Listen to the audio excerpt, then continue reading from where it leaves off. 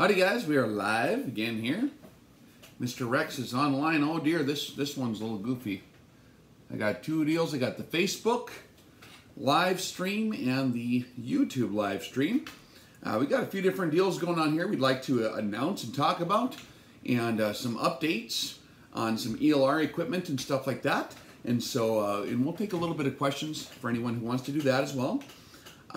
So we're going to talk about first, we are hooking up with an outfit called Wheelchairs for Warriors, and that's an outfit that is actually a pretty good squared away charity. I've been looking for a while. I'm working in conjunction with another outfit, trying to find a place to get some of our income over to share the stuff with. And as you guys know, it's hard finding charities sometimes that actually put pretty much like all the money or most of the money into the actual charity. Wheelchairs for Warriors is something I'm going to talk about later. I'm just going to mention it real quick right now. The first event I'm going to do with those guys is going to be the RX18 Seminar event that we're going to have in Denton, Texas. And that's actually going to be coming up here pretty darn soon. That's in May 5th, okay? It's not too far away. We're going to take a percentage of the proceeds from that event and we're going to give it to Wheelchairs for Warriors. Now, I don't know how many of you guys know someone who got hurt, or maybe even worse, in the line of duty, or you know, soldiers, Marines, first responders, stuff like that. For a man, sometimes what sucks worse than just being hurt and having to be in a wheelchair is having to then buy that stupid thing. Okay, these guys are hard enough for cash the way it is when they start doing this job and they have their full health, but after they get messed up, the last damn thing they want to do is going to have to go and buy a wheelchair. That sucks. They didn't volunteer for that deal, although they knew it was happening. So it's a charity outfit that I like. You know exactly what the money is going for. There's no mystery involved. You're going to alleviate a huge pain in the butt for someone who actually needs your help with a wheelchair deal. So what we're going to do at the RX18 Seminar class for Denton, Texas on May 5th, I'm going to give a percentage of that income to the Wheelchairs for Warriors. We're going to start off giving 10%. If we can get up to a certain amount of students, if we can get up to 50 students, I'm going to give 25% after that. And if we get up to 100 at the class, and we can hold a bit more than that, I'm going to give 50% of the income for the whole class to that deal. That's a significant chunk of change for those guys. The rest, we need to maintain operational costs for everything we got going on here. But that should be a significant pile of change for those guys to get started on their deal. I think they're a relatively new outfit, and so anyone who's looking for some kind of ties or offerings to give, that's something that can help out both the Rex Reviews project and the Wheelchairs for Warriors, help out some dudes that are having a little bit of trouble on that. So that's one thing. I always forget to mention stuff like that because we're always on task with politics or some kind of stupid deal like that, or some kind of gun review or something, but I didn't want to forget to mention that when we're on the live stream, and I always forget. So if you do want to help out that deal, we're going to have a seminar. It might be the last seminar in Texas for a while, and like you guys know, it is the entryway type deal to the rest of the training. That's where the maximum upload of information is at the seminar. The guys who have gone to those know what I'm talking about. They all really enjoy that deal. Huge amount of information. We go over everything and how to tie all the systems together. I don't need to preach about that too long. If you guys want to help out the Wheelchairs for Warriors and attend a seminar at the same time, it'll be the same price as all the rest of them, but we're going to give the percentage of the income. That's May 5th in the Dallas area, a little place called Denton, Texas, and that's going to be, if you find it on rexdefense.com, it'll have the details on there. I did secure some rooms at the Spring Hill Suites, and I believe we're going to actually do the seminar there too, so you guys don't have to drive back and forth between your hotels and the actual seminar. And so if you go before, I think, April 13th, they'll give you the rates if you just tell them that is for the RX17 or RX18 event. They'll get you hooked up with the proper rates. I think it's like $89 instead of their normal rates, which are like over $100. So if you guys do want to get signed up for that deal, go ahead and do that before April 13th if you want to get the rates. And you can always sign up or even pay at the door if you want to show up. If there's enough room, we'll let you in, okay? And so that'll be fun. I'm looking forward to getting back in Texas. I always enjoy those guys. Very similar culture to where I'm from in terms of enthusiasm for all this stuff. So We do look forward to hanging out with some more dudes from Texas. We already got a few guys signed up for the class, and I didn't even get a chance to advertise for it yet. So here we are, advertising for the next class, guys. And that next weekend, which is going to lead into some of this cool equipment we got here, after that, in early May, the weekend after the RX18 Seminar, we're going to do our first ELR course. And that deal is going to be a lot of fun. That's going to be that's going to actually be in West Texas, Hawks Double Mountain Ranch. We're hoping, I was talking to Mr. Joe Nixon out there. If you guys have seen some of the footage we run on the videos with the real rugged terrain and the red hills, stuff like that, this is going to be very similar terrain except in West Texas. And they have a huge plot of land out there. We're hoping to get you guys out beyond the distance where your bullets will go. I'm talking like, I think we started at, last time I was out there, the guys were shooting at 2,200 yards. They have steel hanging out there. And they're looking to get stuff at 3,000 yards is the plan. So we're gonna do an extreme long range course out there. Should be a lot of fun. That's kind of our forte. That's what we're working up to. The RX live fire events are getting people squared away from 100 to 1,000. And this one's going to get you 1,000 and well beyond. As far as that bullet can possibly go and remain stable, we'll get you set up. And we'll talk about all that stuff when we get to the ELR course. Some of the ELR science is equipment dependent. That's where you really have to have specialized equipment that'll actually get you that far. You need enough adjustment in your scope. You need enough of a tilt on your base. And maybe you need some proprietary equipment like this to get you on target. There's going to be a lot of, cartridges are going to be very important as well. The cartridge bullet combination, you're going to have enough poop to get you that far. ELR can be quite a fun task. There's interesting dynamics that kick in terms of judging the wind. We can talk about that. We have some updates. I'm always learning stuff, guys. And if you hang out with some of these ELR guys long enough, you'll pick up a lot of tips. So anything that we missed in the first seminar, when we show up at these classes afterwards, I'll make sure to convey those to you at some point as well. Lots of cool stuff we're going to be doing there.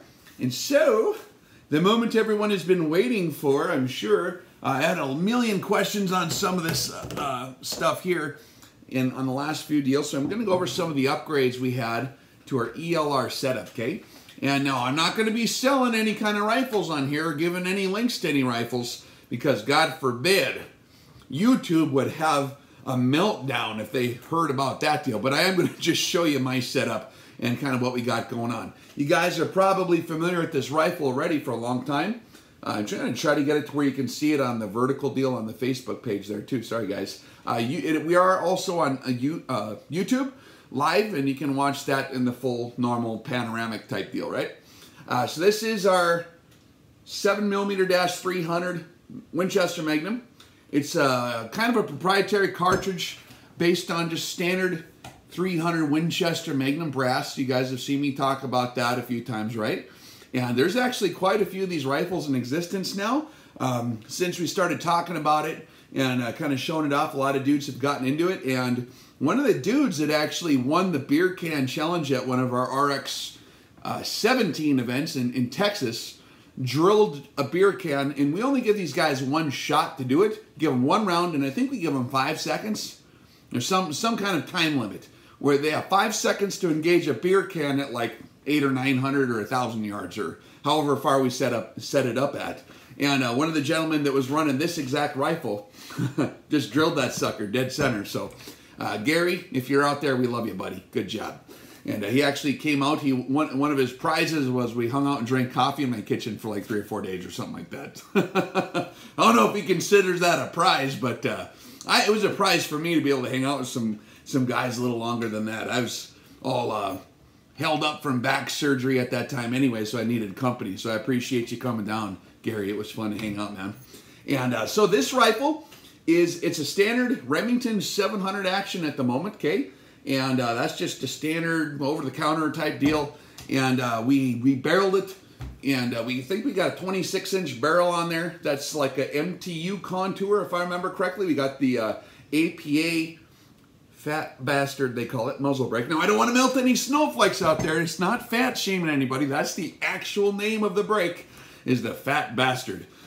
It's actually very effective. you got a heavy recoiling rifle like this, and it is really, really, really effective. There's a lot of overpressure, but there's like zero recoil. You can free recoil this rifle all day long, and it doesn't hardly move. That means you don't even touch it. So on a lot of these big Magnums, you got to really suck them up in your shoulder, grab on them tight so they don't hit you in the face.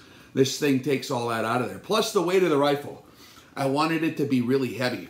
Now, for those of you who are familiar with the Mirage Ulr Chassis, it's a proprietary design that's kind of different than a lot of other ones, particularly when we talk about the axis of recoil from the center line of the bore comes straight back, and they designed it to where the chassis comes up a lot higher, and you can adjust that butt pad back there a lot higher so you can get it centered on the axis of the recoil on your shoulder so that there's no huge muzzle flip up, because that deal is what throws you off target. And part of the game at extreme long ranges is this critical. You have to see the bullet trace through your scope if you're going to spot your own rounds during the ascending leg of the trajectory, which means that you cannot lose it under recoil. And so recoil management's like a big deal. And you can employ that with different shooting techniques as well. The military style shooting technique is recoil management, recoil control, positive rifle control, I call it. It's where you grab it on the rifle, pulling it into you, kind of the classic marksmanship style. That can very much help, but if you do want to employ a minimum biological disturbance type deal with your recoil, like the free recoil method, then you got to get a little bit fancy equipment like that, and you can get the recoil centered on your shoulder, and it doesn't have any rise. And if you have a heavy enough rifle with a good enough muzzle brake, and also a deal that can help out a lot, and I am actually going to change over to these bipods and recommend them for any kind of purpose like this in the future, is the Accu bipod. This is Batman's bipod, guys. Can you see that? This is what Batman runs. This is their 50 caliber model, if I remember correctly. If you can see, it's kind of hanging, it's sitting low in our saddle there, so that the axis of where it sits, like the apex, would come up on the center bore line. So it's very, very stable in terms of left and right.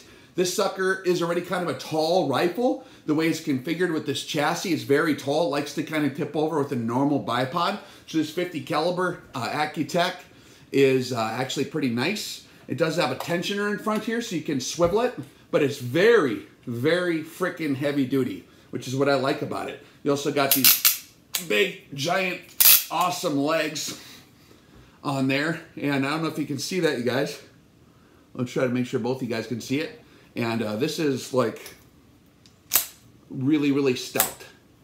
And they have spike feet, and then they have rubber feet. I'm actually a rubber feet guy.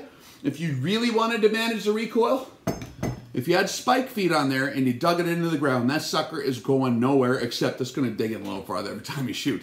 There's some subtleties, subtle disadvantages to doing it that way in terms of internal ballistics, but we go over that in the seminar, and we will go over that in the ELR class as well. And so that's pretty darn cool, guys. Of course, these chassis run the standard AOM mags, and it actually, I think I told you guys this already like a while ago, we're running the Huber 2-stage in here. And actually I got one of them finally now. I was able to weasel one out of those guys for my Surgeon. You guys remember the old classic Surgeon? The one I used to shoot at small stuff with all the time? That's kind of the rifle I shot a lot of ELR with. And now here's an interesting fact too. When you're shooting ELR, extreme long range, it's kind of a different deal in terms of volume of fire. You're not going to shoot nearly as much ammo if you're doing it properly, because you're shooting a big Magnum, right? It's hard on the throat, it's hard on the barrel. It's kind of a bugger to get squared away in terms of maintaining your bore conditions when you're hammering rounds through it too quickly. And so what we like to do is really slow down the pace of fire, get everything perfect in terms of firing solution, and try to deliver like a first or second round hit. So there was days where I'd go out and I'd do my ELR gig, and I'd bring my small rifle too, and I'd shoot that all day. But I'd bring out the big 338 Lepo Magnum, the big old Pushka, and I'd lay down and go 1,500 or whatever, however far I wanted to go, and just spend all the time on that one or two shots. And I might shoot that thing 1 or 2 times a day. So there's not like a huge amount of wear on that rifle, if you know what I'm talking about. So that bipod actually is, I do like that sucker. They have a whole bunch of different models. This is kind of a newer deal on the market I haven't seen before, but I actually think this is the best one. If guys are looking for the best bipod, I normally was kind of a cheapo and said go with the Harris swiveling 9 to 13 inch notch leg. This sucker, especially for a big beast of a rifle, is like way nicer. And there's different models too. There's a whole bunch of variety. These, they make normal size ones, but this is the big beefy sucker that I like. And of course you guys have seen this. We're gonna do a full comprehensive review on this at some point. This is the TACCOM HQ Charlie Tarak prism unit. And for those who have not seen this in great detail yet, it's a little prism and it attaches via magnets to the front of your optic, or you can attach it to a rail. There's different mounting options. And this is a Schmidt & Bender PM2 on here right now. But if you attach this bad boy, this one I have set up for a 20 mil boost. You can put a 60 mil boost or whatever you want. It just turns in there. It just turns, see? And then you can have any amount of extra, it basically just changes the light coming into the front. So you dial back down to 0 on your turrets. You put this on, now you're starting at 20 mils in this case, or whatever mils you want them to get this set at. And once you start at 20, then you dial 1 on your scope, that's 21, dial 2, you're 22, so on and so forth. And actually, running the German glass on the Schmidt & Bender PM2 here, guys are wondering, oh, does that, how it must suck to look through it. It's actually like really good optics on here. Like, and it's heavy, it's really stout. But they have really good optics. There's these really heavy duty magnets, and it's a self-centering system based on this, if you see this little part here, this fits into this notch right here. And when you get this sucker like within an inch, it'll suck it out of your hands and slam it onto the front. So it's a very, very, very positive attachment. It self-centers, and then there's 2 screws you can run in to do that. And when we do the comprehensive review of this item, guys, I'm gonna go through in great detail exactly how to adjust them, how to use them, and show you more up-close footage of exactly what we're talking about. So I'm gonna put this back on here. We're just gonna grab it out of my hands. I'm scared. It just grabbed it, slammed it right on there for me. So that's pretty cool, guys. That's part of the new ELR setup we got going on there. Of course, a huge deal when you're talking about extreme long-range shooting is, especially if you're going to have a buddy helping you out, is good spotting scopes. When you're shooting at 2,000 yards or 3,000 yards, you're going to have a hell of a time seeing what's going on. I run Optilith. That's like my favorite deal right here. It's also, it's shot glass from Germany as well. It's very, very comparable to the Swaro. Some guys think it's a little nicer than the Swarovski. This one has the 30 power wide angle eyepiece with the mil scale reticle in it.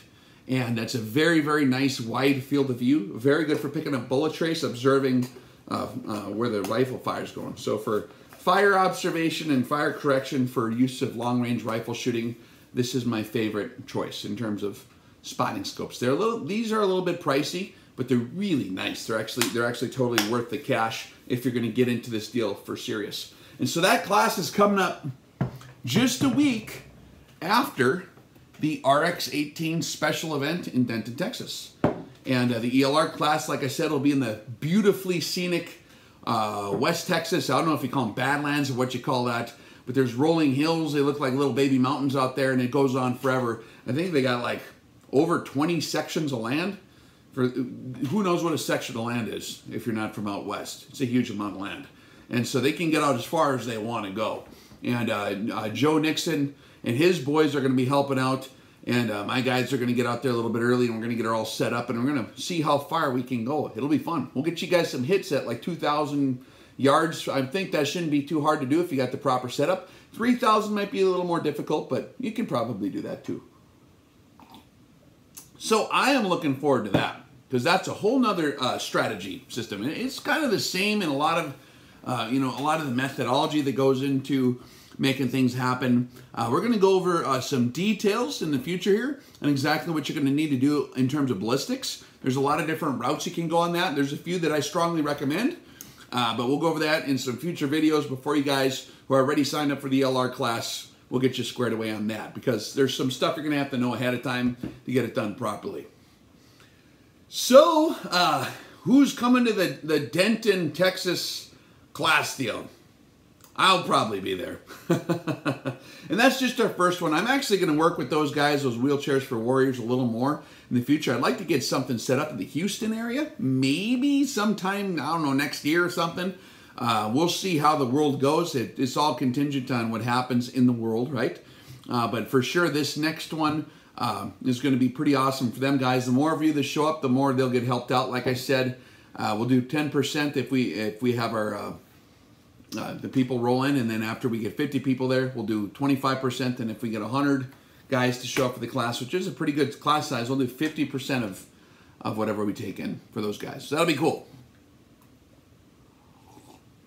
So, oh yeah, we're live. You know, guys, it's actually hard to record these things live. Most guys are scared to do that because they can't talk. I'm like an expert talking guy. It's funny, man. I got a story for you. Then we'll answer questions. So when I was a little kid, I remember the teachers giving me shit because, oh, you're spending too much time playing that guitar. You're never going to get anywhere with that. You need to start paying attention in school. And I did, but school was so boring because it was way too easy, right? So, I mean, any smart kid in school is going to have a really tough time. And a lot of them turn out to be like bad kids, and they think they're crazy and bad, and they have attitude problems. And back in my day, you'd just be in trouble and go into detention. Nowadays, they just drug you to where you can't even talk. But back in my day, they just give you a hard time. And so I remember the teacher saying, oh, you should never play the guitar. That's never going to do anything for you. And then also with the shooting thing too, they knew that even since I was a little guy in grade school, my pockets were always full of brass. And I'd be blowing on them like a whistle, and I'd pass out brass to the other kids who were walking up to have lunch, you know, down the sidewalk. The lunch place was in the basement of a church up the road away. So for every lunch, we had to go to walk over to the church deal. Went to a private school and for grade school and stuff like that. And we'd be blowing in there on little whistles and stuff like that. And then the teachers would think, oh man, and during the parent-teacher conference deals, they tell the folks like, oh, that kid, you know, all he does all day is, he doesn't pay attention to the class stuff. He's just drawing pictures of bullets and cartridges and whatever, and rifle stuff and new stocks and like designing stocks and stuff like that when I'm like in third grade. And they, oh, yeah, he's a creative one. He likes to do that. And forever they gave me hell, man. And then... oh, they were wrong. It actually can do stuff in life, and you guys know what I'm talking about. In America, you can do whatever you want, man. You can do whatever you want. If you want to try to do it, go ahead and try to do it. Don't let anyone ever tell you you can't do something. If you bust your butt, like Uncle Ted. You guys watch Uncle Ted Nugent's live streams on Facebook? They are so awesome. If you got like young guys you need to help encourage, get them on Uncle Ted's rants. That guy talks about work ethic, the American spirit. That guy's awesome. And so I sort of emulate that a little bit. But me and Uncle Ted's always been on the same page because he is my spirit uncle. All right, guys. Oh, let's see here. Now, there's actually a conspiracy theory that I am the son of Ted Nugent. That might partly be true. We don't know. We shall see sometime. All right. My name is Facebook Bill Alright. Emma reported for being offensive. Huh. So we got soap opera stuff going on the live comments. I'm going to scroll through here. We'll start off on the YouTube thing and see if anyone's visited about anything interesting. Yeah, come to Houston? Yeah, so we'd love to come down to Houston. I also got my buddies down there. By the way, guys, if you're in like the middle part of Texas, like in between Austin and Dallas and Houston, there's this little place called Normandy. And my buddy Charlie Melton and Philip Hotzen, they're over there. And they got Charlie Mike Precision. If you guys want to shoot with like a legendary Navy SEAL sniper instructor guy, you can check out our podcast interview we did with them. Really, really interesting interview. He got to open up a little bit, tell us some of his stories, probably only like 0.001% of them, but it was like 3 hours of epic rants, good times. We also talked about Red Dawn and stuff like that. Like, what rifle would you grab if Red Dawn happened? We got to ask Charlie Melton that, the SEAL guy, and then all his crew and my crew, and we were laughing our butts off out there. We had a good time. That's on rexreviews.org, where you can find our podcast uploads, and I think that might have been the last podcast we uploaded, which was a while ago. The training gig really took a lot of the steam out of our operation on the podcast for a while, but we're going to get back on that podcast show here pretty soon and get that uploaded, guys. So do go down and check out Charlie Mike Precision. I believe they have a website, something called something similar to that. So I'm not allowed to say anything on the YouTube because I might offend people, guys, so forgive me. Rex is a 6.5 by 55 Swedish, even remotely comparable to 6.5 Creedmoor. I can build a rifle around... Oh, you stupid comment, it disappeared. What the heck is going on? Oh, there it is. I'm learning the system, guys. I can build a rifle around a 55, but 6.5 Creedmoor is simply non-existent here. So this must be a guy who's not in the United States. Yes, absolutely, it's fine. Some of these subtle advantages to these different cartridges in terms of external ballistic performance are helpful, but they're not all of it. If you run a 6.5 by 55 Swedish and you know how to run the rifle properly and you got the proper strategy and good sound ballistic data to run off of, you are going to be set out to probably farther than you can normally see, okay? 6.5 Creedmoor is very nice in the United States because of the ammunition availability of affordable, high-quality ammunition. That's why I think the 6.5 Creedmoor has finally reached that viability point, in my opinion, to suggest to people. Before, it was kind of a specialized round for precision shooting guys in that sport, and they kind of popularized it to the point everyone's using it now. So in the United States, 6.5 Creedmoor is more advantageous in terms of logistics. But if you're talking a 6.5 by 55, it's not going to give you the exact same ballistic profile, but it's going to give you plenty enough to get you very, very far out there. It's a cartridge guys have been using for a long time for precision work. I have no problem with that cartridge. 6.5 Creedmoor destroys barrels, I hear. All right, that's from Phil from Florida. That's an interesting statement. It can be true. A lot of guys ask, how long does a barrel last on this rifle? How long does a barrel last on this rifle? Now, that's an excellent question, guys. Really, the answer totally depends, and I'm talking about on the order of hundreds and hundreds of percentage points. How long is your barrel going to last on anything depends completely on your rate of fire, number one. How fast are you running them through there? So if you're running a 6.5 Creedmoor and you're just slamming them through there like on a PRS type environment, or just shooting a million rounds all at once and getting that sucker hot, you might only last 2,500 rounds. 2,500 rounds, that's what a lot of guys say is kind of the cutoff limit, to where you don't really want to show up at a match with, 3,000 rounds on your barrel, because at that pace of fire is the key. At that pace of fire, that sucker starts burning stuff out to where it's bad. Also, it's contingent on exactly how well the chamber's aligned with the axis of the bore. If that's perfectly aligned, you can get away with a hell of a lot more throat erosion without any kind of accuracy problems. That's a top secret piece of information we can give you right there.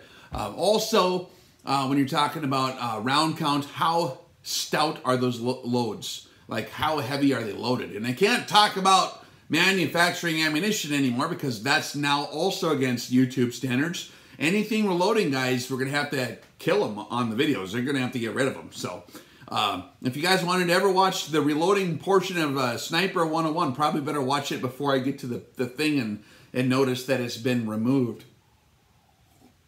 I'm actually dead serious. I read that on their policies like an hour and a half ago. I'm like, oh, that's nice. No reloading. Because you know how many gangbangers and goofballs that are going to go shoot up schools are going to reload their precision rifle ammo first, right, guys? That's exactly what always happens. But anyways, your barrel life is going to be contingent primarily upon your pace of fire, number two, your loads, and obviously your cartridge dynamics too. But even like a 243, for some guys it might only last 2,000-3,000 rounds. For me, it might last 7,000 rounds because I might have a slower pace of fire. I'm not worried about hammering as many rounds down range as possible. I'm going to spend more time per round and kick ass with my one round that I have. That's kind of my style of shooting, but I understand there's different styles. That's cool. We're going to take one from Facebook here. The Accu Tab Bipod is an absolute beast, well worth the money for those debating on it. Yeah, it's a freaking beast, guys. You want to see this one? I can't really get it off here right now. I mean, look at how heavy duty this sucker is, man. This is awesome. And this is like a caveman mechanism right here. There is no screwing this up. This steel tightens up in here. And once you lock it in, it's good. So you got full swivel on there, full adjustability. The legs come out. There's no arguing that if it's heavy duty or not. when it comes to the Tab Bipod, there's no arguing how stout it is built. We'll take one more from Facebook real quick. Oh boy.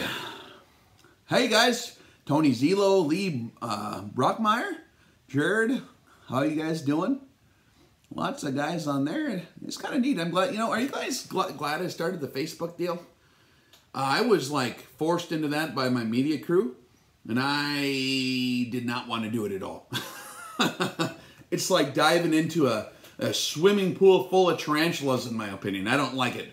But there's a lot of awesome people on there. It's a whole nother way to diversify the media. And particularly Miss Casey Day insisted that as a business, I'm crazy for not having a Facebook page for the last however many years it's been invented. So we just started that deal like last year, guys. And it was a cold day in my garage when they finally convinced me to have it. So I hope you guys are getting something out of it and can introduce new folks to what we're doing over here. That's pretty cool. But everyone on there, we have good debates. There's a lot of new crowds on Facebook. A lot of them guys have interesting new perspectives. Some of them aren't like familiar with maybe the channel that's been up for years and years where we go really into depth. So lots of good questions come off the Facebook as well. Oh, no chrome lining. What are they asking about chrome lining? Watch 101 series. Differential barrel erosion makes it bad. So chrome lining is incredibly good on like machine guns. Oh, can't say that on YouTube. Don't ban me. I'm sorry. I mentioned the word machine gun on YouTube. But for military guys, historically speaking, they have employed chrome lining for quite a long time. It's really good for those applications. But if for precision rifle applications, I just would not do it. I just get a nice precision rifle barrel. Stainless steel is a really nice material in terms of getting it machined nicely. That's what the best way to go is. So all these different features that you guys are seeing on different kinds of weapons are designed for different applications. And if you're just going to be slamming rounds through a barrel in belt-fed mode, then chrome lining is very nice. Same thing in like an AR-15. I prefer chrome lining on my Kalashnikovs, ARs, all that kind of stuff. YouTube doesn't want people to access reload information. They are probably privacy to government plans to eliminate ammo sales completely. Yeah. Yep, guys, I mean, it's a real battle. It's actually happening. I always knew this day would come. I just didn't think, well, it's funny when you see what you know is coming. I don't like being right on that stuff. You guys want to hear some top secret predictions? You want to have Rex read the future? You guys want to hear about that stuff? Yeah, this coffee's like really sweet. Like 5,000 gallons of sugar in there. It's awesome. Well, I took a nap today. You know, guys, I think I broke my toe today having a snowball fight with the wife out in the front driveway. Yeah, I took off my socks. I'm like, oh, wow, toenails broke in half. They stubbed an ice chunk. But yeah, it's fun to chase her down with the... I'm ruthless. If you ever want to get in a snow fight with me, don't frickin' do it. I will always win. And when it comes to water fights or snowball fights, never, ever mess with me. You will lose. I will return 1,000 times more firepower than was ever delivered in my snow fights and water fights. You can ask my loving wife about that. She knows about it. So, I don't know. She did pretty good, though. Oh, she's looking at me. Standing there with the kind of look. Oh, and thanks to our friend, by the way, who sent Mrs. Rex the lovely hat. Did you want to show that off? I can show it to him. No? Okay. We'll send a picture to you. She loves it. It fits perfect, too, by the way. It's really, really high quality. Like when you said, I'm going to send her a hat, my wife makes hats, I'm thinking like something I would make. Like a Homer Simpson type deal. This is classy. And I don't know if I'm allowed to say who made this or not. If we're able to endorse it, maybe I can do that at some point. Just remind me. But that's really classy for the chicks. Thanks, dear. It's like actually old school craftsmanship made by a real human who really is into it. And it's very classy. Thank you very much. She loves it. WTF is going on here, question mark. We're just talking about everything, guys. The wife had to show off a hat that a friend of ours, alumni, actually made for her. So that's all that's going on. Rex Reviews has now been banned off the air from showing anything firearms related, so now we're reviewing women's hats. Holy Moses, what has the world come to? Oh, what are your thoughts on the future? Thanks for keeping me on the correct rabbit trail, guys. So, oh man, here's actually my projection. And this ain't going on apocalypse mode. This ain't based on like unsolved mysteries, native prophecies or biblical like interpretation between the lines, upside down, thematic chiasm interpolation of Book of Revelation. This is just what I think is going to happen, just looking at culture and stuff like that, guys. So I was like surprised actually when they did not steal the election from the Donald. And I was actually shocked that a guy like that could get into that position. There's good things and bad things about that, right? From a gun owner's point of view, from a libertarian perspective, for people who like liberty and don't like the government to be their mommy, I thought it was interesting that happened. And I saw it as like, okay, this is incredibly dangerous in one way, but very, very, very, like a little bit of a pause in another way, because it's such a wild card that was dropped into this sequence of events that nobody knows what to do for a minute. So they're trying to regame it because they had everything planned out for the last 200 years on exactly who and what and where and why would happen. That's my opinion. That's kind of the way it seems to be rolling. And so when he got in there, I think that we have a little bit of a moment of pause to kind of think about what's coming around the corner. But here's my prediction. The pendulum will swing back very hard in the other direction once this guy's done. Or they'll get done with him early, which means that they could try to impeach him or do even more evil things than that, okay? That's actually a real possibility. That's what some folks are worried about. One way or the other, whether it be this election, the 2018 election, they could have enough people take the deal where they're going to put this kind of, these weapons bans and all these HR things they got coming out lately with the assault rifles ban in 2018, stuff that everyone's sitting on their couch all happy about. It will never happen in a million years. They're going to put that stuff on his desk. And don't think the Republicans are going to save anybody, guys. The Republicans and the Democrats are exactly in the same boat.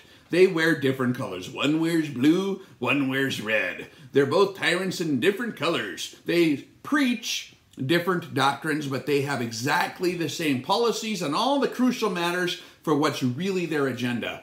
And that's not a conspiracy. You can look at their voting records. On key stuff, they always vote for the spending bill, right? And just like all the stuff, all the key stuff, right? And it's the Republicans that are coming up with this deal on a lot of these bans coming up with the firearms guys. So 2018 election is crucial. If you don't get out there and vote, you're voting for your own demise a lot earlier. Even if we take 2018 with and maintain some guys in there, the pendulum's going to swing back. I'm talking either this next year or the next 2 years, even if Donald gets back in there. I'm talking within 5 years, I think that the pendulum's going to swing so hard in the other direction, they're actually going to pass all that crap everyone's saying never going to get passed. Back when the assault rifles ban of the Clinton ban, you guys remember that deal? Do you remember how much 10/22 magazines were in J&G sales? $149 for a high-capacity 22 assault rifle system. Plastic ram-lined magazine, 149 bucks. And AR mags are impossible to find. It was like anathema if you had one, you had to like hide it under your, under your bed or something like that. It was ridiculous back in them days. And so that stuff is coming back. I can guarantee it. Guaranteed, 100% chance, mark my words, no bullshit. So you probably want to stockpile them deals. Don't hoard them. Well, maybe you can hoard them, that's fine. But make sure when you stockpile them full of ammunition as well, guys. They're no use when they're not loaded. So I think that that's actually going to happen. The pendulum is going to swing back 100% in the other direction. I think it's going to swing back so hard, it's going to spin around on the clock and fly off the clock and break the window off the wall. And when I say that, I mean it's going to get bad because they're going to go crazy. They've got total control of the media. They've got total control of this coming generation. When Generation Snowflake inherits the power for the 10 or 20 years they're going to have, it's all the stuff everyone ever talks about in the small coffee shops, the tire shops, or the old guys are sitting down, there's dwarves in them hills, they're teeming with goblins. and everyone's like kind of smiling. Oh yeah, there's Grandpa talking about what's going to happen again. All that stuff will actually happen. We're going to live to see that. So just be advised. That's all I'm saying. Kind of grim, huh? We're not going to escape and evade it. There's just the culture is too far off kilter. The next generation's just completely gone. So maybe this brand new generation is a hope because they're actually pretty squared away. They're rebelling against the snowflake people. Like when grown adults just start crying and shit, and then they give them puppies and crayons in the school, that's crazy stuff. That's how an empire does not maintain power. That's exactly what happens when the Roman Empire just completely dissolves, the Greek Empire. Everybody who's ever had that level of prosperity for that long started having spoiled rich kids like that where they can cry about being offended about something that they invented in their head. I mean, are you kidding me, man? You're going to cry about stuff that's... Right. In other places in the world, they have actual second and third world problems. A first world problem would be like, someone offended me in my brain. Oh no, I better cry and have a puppy. A second world problem or a third world problem is like, Grandma got slaughtered by guys that came in camouflage with machetes. That's what happens in a huge part of the world, guys. It's like normal everyday stuff. Or there's no food, for real. There's no grocery store. It got burned down. Try living in Ukraine, man. How would that work out for you, huh? Go down to the Walmart or the Hypernova, or I don't know what they have in Ukraine for Walmart. I think it's Hypernova, right? And it's just like bombed by an Su-25 fighter jet bombs Walmart. That happens. Not here. Here we cry about being offended in our brain. I didn't have a reason to be offended, but I chose to be offended. Dude, I'm offended every day. It's part of my freedom of being offended. I love it. I just drink coffee and rant about it. It's awesome. People need to like grow some balls again, man. What the hell's the problem? Crazy kids nowadays being offended on something that ain't even a thing. Oh, I love you guys. I actually got a supper appointment here pretty soon, so I got to escape and evade this live stream relatively shortly. We'll take a couple more quick ones. I'll go on the Facebook again and see what's going on. Oh, come to Vegas. Yes, guys. Stay tuned. So that was kind of our last California gig in the foreseeable future until they take back their state. It's just too crazy to try to go there. You can't even carry a piece in California. You can't throw a shotgun on the dashboard full of shells in California. You think you're crazy. They'll blow you away there, man. It's horrible. And so we're going to go and probably get set up with some places in Las Vegas area. We're working with a variety of different outfits, trying to hammer something out. I'm not going to give any details on that until we're darn sure nailed down. I got some buddies out there. My buddy Justin from Asymmetric Firearms Training is actually getting something lined up as our plan. And so we're going to provide seminars out there. We'll probably start off with a seminar in the Vegas area. And I know that'll be a lot easier for you guys to get there. It's like a world destination. There's a lot of airplanes pointed at that town for some reason. And if you want to bring the family, they're not going to be bored, you know, sitting in the parking lot of the gun store or wherever the heck you're at doing your seminar. They can go and watch a show, or like, what's those guys at the Tigers that climb on stuff and the tiger like jumps through a hoop?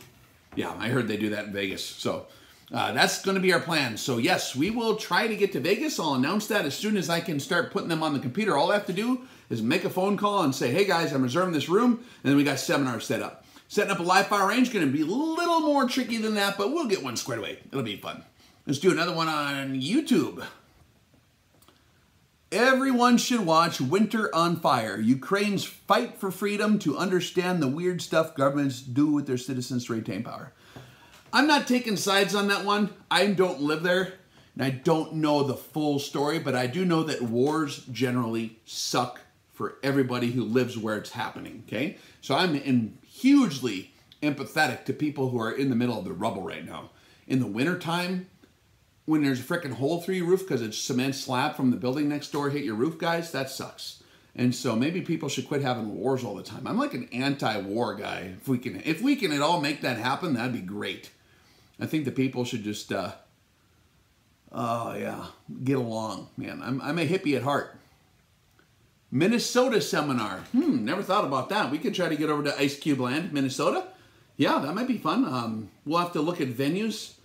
Yeah, we can think about that. That might happen. We'll probably want to do that in the summer so we don't die on our way over to Minnesota, because that's like really cold over there. Rex, do I know Q? No comment. That's top secret information. Meow. Voxel. Hey, it's Voxel. Say howdy to Voxel. You guys know Voxel. What a stud master. He's doing good lately. I'll let him disclose his stuff as he would feel safe to do so. Come to Minnesota. The two mafias. What the heck are you guys talking about? The gun grabbing will begin now. Yes, very close. So the general pattern is they don't allow you to talk. So in 1933, Hitler burned all the books. And then he controlled all the media. Goebbels got in control of all the communications. And then what happened? So here's what's going to happen. Here's a future prediction. They're going to completely cut off all our communications. Any gun channel guys, we're going to be cut off. This is only the first, or this is actually the fifth wave of it. I've been seeing it progressively getting worse. This is just big enough to actually really affect stuff.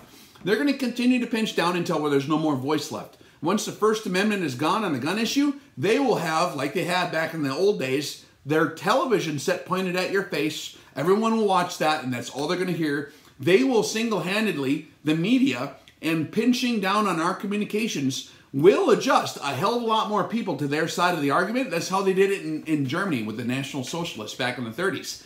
And then what did they do in 1934? Or when was it, 35 or 36? They convinced everyone that for the sake of morality and all this stuff that they need to confiscate those guns from them pesky bad guys. Because it's just too dangerous. You know, we should have a registration. We should just have a nationwide registration, make sure that's all good. That happened like a year or two after they got the communication. So going off the historical template, they're shutting off the communications right now with all the gun channels, right? As soon as the culture starts swinging back towards the mainstream media opinion, they will then start instituting and successfully passing their laws, which I see happening maybe next year if they get their guys in on this 2018 situation. They could put it right over his head. They can do that. Or the Republicans will pressure him to do it because even the Republicans, like I said earlier, they're the same thing as the Democrats. They're just wearing, you know, one wears red, one wears blue. And so once that happens, after they take the weapons, now they can do whatever they want. And they have a good old time, don't they, when they do that stuff. If you guys have watched movies, you've maybe seen museum pictures or stuff like that, but it gets crazy. So that's my prediction for the future. Rex is crazy. He's reading history again. He's saying that history repeats itself. What a crazy guy. And they say I didn't pay attention in school. Oh dear, I paid way too much attention in school when I actually read the book and listened to the stories, man. Oh yeah. All right, we're going to take one more question from the YouTube, and then we're going to kind of close her down. And am I drunk? Negative. 0 alcohol. I did drink some coffee, though. Where's my coffee? Hey, where's my coffee? No, she took the coffee away. Rex, how is the long-range gold Aussie competition? Oh, Aussie? I think maybe he's using auto-dictate on his phone. The long-range gold-plated Uzi Sniper Challenge. We did post some video on Nico Detour on his Instagram. Nico Detour, like the detour sign. That's his name. If you look him up on Instagram, he is hilarious. He's going to be helping out with some future projects, possibly, if he has time to do so. He's a busy, busy man. And but he's got some footage of the target downrange getting slammed at like, I don't know, 700. I forget how far the target was. I don't even remember. With the gold-plated Sniper Uzi during their challenge a couple weeks ago. So if you guys don't know what we're talking about, check it out. It's pretty fun. All right, guy. Free helicopter rides for communists. Oh, gosh. They're getting out of control over there again. All right, guys. So that's the ELR class. We got to update the rifle. Again, we're going to have that special event, Wheelchairs for Warriors. And after we shut this down, this whole video in its full context we'll post. But we're going to be donating a chunk of the money from the RX18 Denton class on, I think it's May 5th, is going to go to Wheelchairs for Warriors. And so I talked to Heidi down there. She's awesome. Her and the other gal that run that thing are pretty squared away. They understand how the world works. They're going to do a good job with that. So if you're looking for someplace to tithe to, or if you want to make an investment for helping those guys out, and also receiving our full download of information on the seminar, getting in the front door to do the classes, I would check that one out, because that'll be a really good opportunity. That'll be the last seminar that we have scheduled in Texas for a long time, until we schedule another one, but I don't know when that's going to be. We're just kind of trying not to spread ourselves too thin because then we lack on the podcast and the reviews. Trying to balance out like multiple tasks all at once, right, guys? So do check that out. Also, someone was maybe asking about the shirt behind me here. This is a kind of in commemoration, alumni of ours, a good friend Don, his partner, was I believe 3 years ago today, didn't make it, helping us out. And so there's a commemorative shirt he made for us and the crew, and so I thought that I'd try to commemorate that deal a little bit for him, because that's a rough deal. Anyways, guys, if you guys can help out the Wheelchairs for Warriors, come to the RX18 in Denton, Texas. It'll be good to see you guys if you haven't been to one of our training events yet and have been kind of not sure if you can make it or whatever. This will be a good opportunity to help out guys that maybe did survive their ordeal but are now struggling with having to buy a freaking wheelchair, which is sucks. So if you want to help them with that, we'll get them squared away, and we'd love to see you there. And we'll catch you on the next deal if I can figure out how to properly turn this thing off now. So you guys are gonna have to give me the trading deal. How do I do that? Mute microphone? No. What's this deal? What's this deal right here? How do I do this? Do you guys know how to do this? All right. On YouTube, we'll catch you around the campfire, guys.